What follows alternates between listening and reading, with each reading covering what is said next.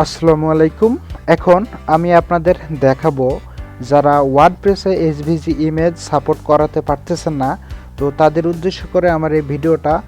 তো নতুন হয়ে থাকলে অবশ্যই আমার চ্যানেলটি সাবস্ক্রাইব করে রাখবেন এবং পাশে থাকা বেল আইকনটি বাজিয়ে রাখবেন। অ্যান্ড একটু অপেক্ষা করুন, আমি ফিরে আসতেছি ব্রেকের পর।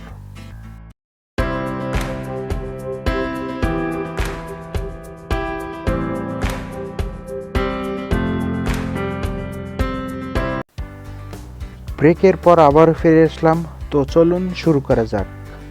তো প্রথমত আমি ফায়ারফক্স ব্রাউজারটা ওপেন করলাম। দেন ব্রাউজারটা ওপেন করার পর এইটা হলো আমার ওয়ার্ডপ্রেস ড্যাশবোর্ড। তো আপনাদের যদি ওয়ার্ডপ্রেস লগ ইন করা না থাকে তাহলে আপনারা অবশ্যই লগ ইন করে নেবেন।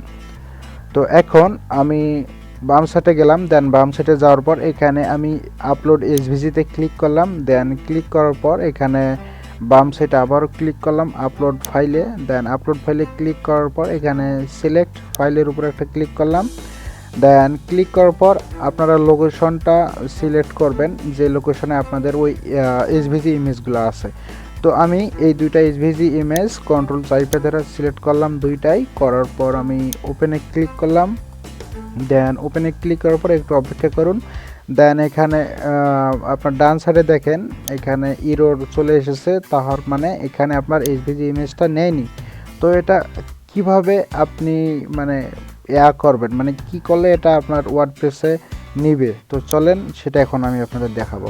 তো তার জন্য আমি ওই ফোল্ডারে গেলাম, মানে যে ফোল্ডারে আমার ওই ইমেজগুলো রয়েছে। তো আমি জাস্ট এটার উপরে ক্লিক করলাম, ক্লিক করা রাইট বাটন ক্লিক করলাম। দেন তারপর এখানে রিনেম কথা আছে, এই যে রিনেম। দেন আমি রিনেমে ক্লিক করে জাস্ট আমি এখানে দিলাম ধরেন 11 দিলাম। হ্যাঁ, 11 দেওয়ার পর আমি সাইডে ক্লিক করলাম, মানে ফাঁকা জায়গায়। দেন ওটা সেভ হয়ে গেল। তারপর আবারও সেমভাবে এইটার উপরে একটা রাইট বাটন ক্লিক করে তারপর এইটা রিনেম করলাম। দেন রিনেমে ক্লিক করার পর এখানে দিলাম 12। দেন 12 দেওয়ার পর একটা ইন্টারে ওকে করলাম। দেন ইন্টার ওকে করার পর এটা সেভ হয়ে গেল। দেন আবার ওয়ার্ডপ্রেসে চলে গেলাম। ওয়ার্ডপ্রেসে যাওয়ার পর সেমভাবেই আপলোড এসভিজিতে ক্লিক করলাম। দেন ক্লিক করার পর আবারও এখানে আপলোড ফাইলসে ক্লিক করলাম। দেন সিলেক্ট ফাইলস, তারপর এই যে আবারও সেমভাবে কন্ট্রোল চাইপে ধরে 11 12 সিলেক্ট করার পর এখানে ওপেনে ক্লিক করলাম। দেন ওপেনে ক্লিক করার পর দেখবেন এই দেখেন এখন আমার ওই এসভিজি যে দুইটা ইমেজ ছিল সেই দুইটা নিয়ে নিয়েছে। হ্যাঁ, তো দেখেন এই দেখেন ইমেজটা।